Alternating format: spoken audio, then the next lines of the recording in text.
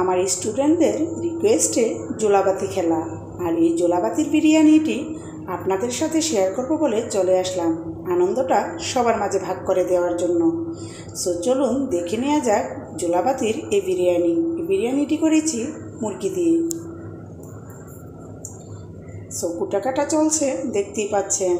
এখানে আমি 3.5 কেজি মুরগি 4 কেজি চাউলের জন্য ব্যবহার করেছি। আদা রসুন বাটা এবং এখানে কিন্তু বাদাম এবং বিরিয়ানির যত মশলা আছে সব ব্লেন্ড করে নিয়েছি।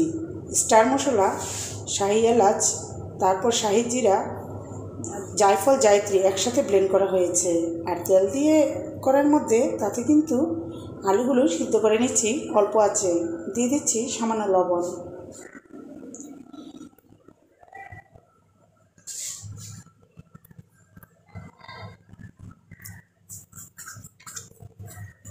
এবার ঢেকে দিব। ঢেকে দিলে আলুটা খুব দ্রুত সিদ্ধ হয়ে যায়। এবার চুলায় প্যান বসিয়ে দিয়ে দিচ্ছি তেল। তেলের মধ্যে দিয়ে দিচ্ছি পেঁয়াজ কুচিগুলো ভেজে নিব। দিয়ে দিচ্ছি সামান্য লবণ দিলে পেঁয়াজটা তাড়াতাড়ি ভাজা হয়ে যায়।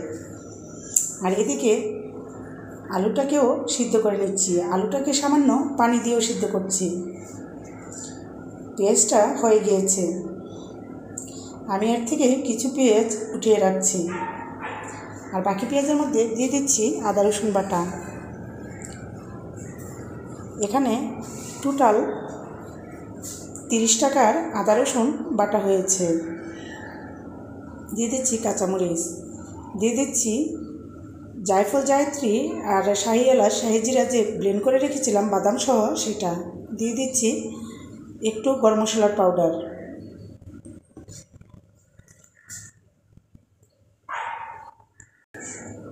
এবার দিয়ে দিচ্ছি মরিচের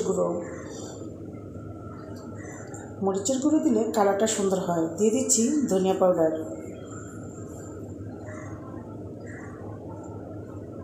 দিয়ে দিচ্ছি জিরের পাউডার,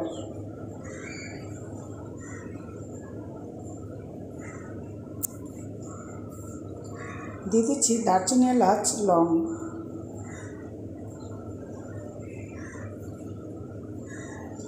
এবার দিয়ে দিচ্ছি টক দই।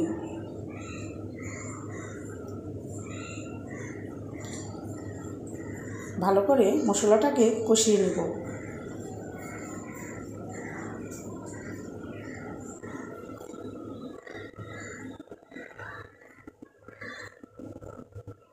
সামান্য পানি দিয়ে তারপর কিন্তু কষিয়ে নিচ্ছি। দিয়ে দিচ্ছি পেঁয়াজ বাটা। টেবিল চামচে প্রায় 4 চামচের মতো দিয়েছি পেঁয়াজ বাটা।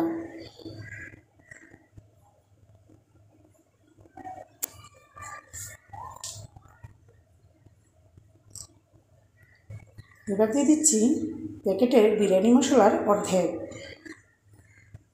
যেহেতু আমি এখানে জায়ফল, জায়ত্রী, শাহি এলাচ, জিরা এবং স্টার মশলা ব্যবহার করেছি, তাই যে প্যাকেটের মশলা থেকে অর্ধেকই ব্যবহার করলাম। দিয়ে দিচ্ছি মুরগির মাংস। এবার ভালো করে নেড়ে চেড়ে মাংসগুলো মশলার সাথে মিশিয়ে নিচ্ছি।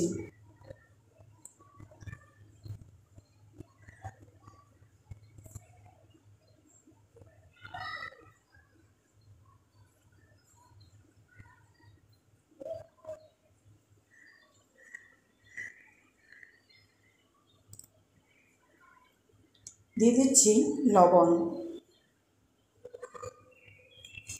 এবার ভালো করে নেড়ে চেড়ে মাংসটাকে ঢেকে রান্না করব।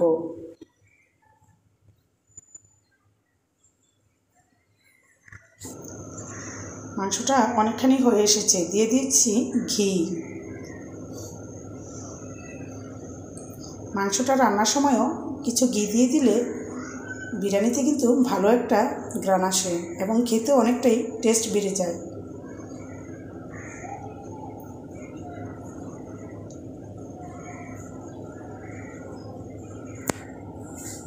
এবার যেহেতু জলটা একটু কমে এসেছে, আমি দিয়ে দিচ্ছি আলু।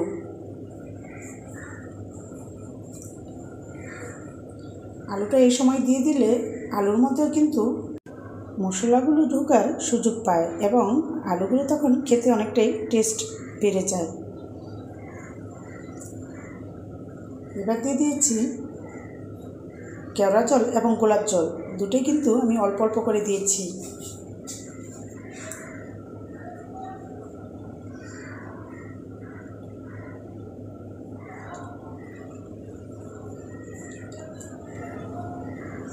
মাংসটা রান্না হয়ে গিয়েছে, আমি এখন মাংসটাকে নামিয়ে নিচ্ছি আর চুলায় বসে দিয়েছি একটি পাতিল। এটার মধ্যে আমি পোলাও রান্না করে নিব। সো আমি চুলায় দিয়ে দিয়েছি তেল, দারচিনি, এলাচ, লং এবং দিয়ে দিয়েছি পেঁয়াজ কুচি, দিয়ে দিচ্ছি স্বাদ মতো লবণ। পেঁয়াজটা একটু ভাজা হওয়ার পর দিয়ে দিচ্ছি আদা রসুন বাটা।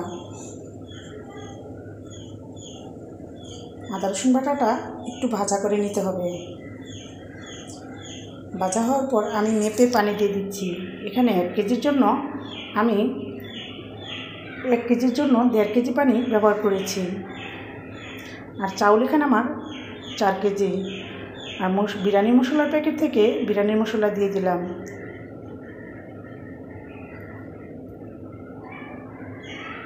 দিয়ে দিচ্ছি পাউডার দুধ, দিচ্ছি একটু গোলাপ জল এবং একটু কেওড়া জল। এবার ঢেকে দিয়েছি, বলক আসা পর্যন্ত অপেক্ষা করলাম। এখন দিয়ে দিচ্ছি পোলার চাউলগুলো। আমি এখানে কিছু পোলাও পাতা দিয়েছি।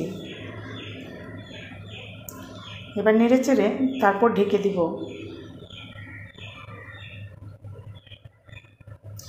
দিয়ে দিচ্ছি মাংসগুলো।